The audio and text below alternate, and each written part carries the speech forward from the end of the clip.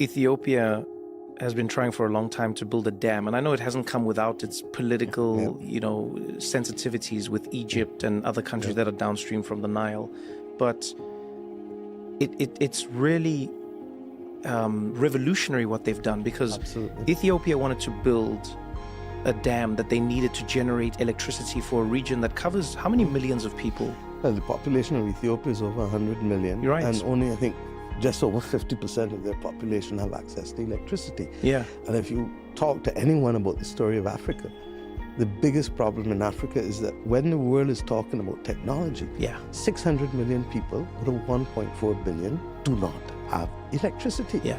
And the World Bank is committed to doing 300 million, and I thank Ajay for that. But what's happening to the other 300 million? The world has more than enough money to finance it. And the fact that they're using a dam means that they're using renewable energy that is not becoming a drag on the planet as well. But how they funded it was fascinating. That's the story of resilience. I mean, that's the most fascinating story. They asked for a loan from the International Bank. And the bank's international community refused to fund it for whatever reasons, and the Ethiopians turned inward. And between the central bank and the banks in Ethiopia and the ordinary citizens. It's a mind-blowing story. Citizens buying bonds, citizens giving donations. And I said to the Prime Minister 2 days ago when we opened it to Abiy, I said, look, you know that this is the 21st century Adwa. And for those who don't know about Adwa, Adwa is the battle where Ethiopia beat Italy in 1896. Nobody believed it would have happened. And Ethiopia came together, and it took them, I think, almost 2 years in the long trek, and they rose majestically. Adwa is what led to the beginning of the Pan-African movement. The New York Times, when you go to the museum in Addis Ababa that commemorates Adwa, you see the New York Times articles showing that this little African country, that's, their mind, oh mind, is much bigger than Italy, beat the great Italians.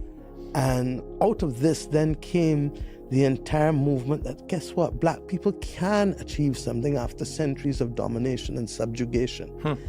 And out of that came the glory of the Pan-African movement, the conferences, ultimately the 1945 Manchester Conference, which really was the last major one before the independence movement, and Nkrumah and all of the others coming out. So for me, this engineering feat is the biggest dam in Africa. It's like 2 kilometers wide, 550 feet high. I mean, you have to see it to believe it. I've never seen water move at that speed. And even after they take the water that they need for the dam to generate the electricity, the overspill is coming down with a ferocity that I've never seen it. And that they could do it when the world said no. It took them 14 years, but they did it.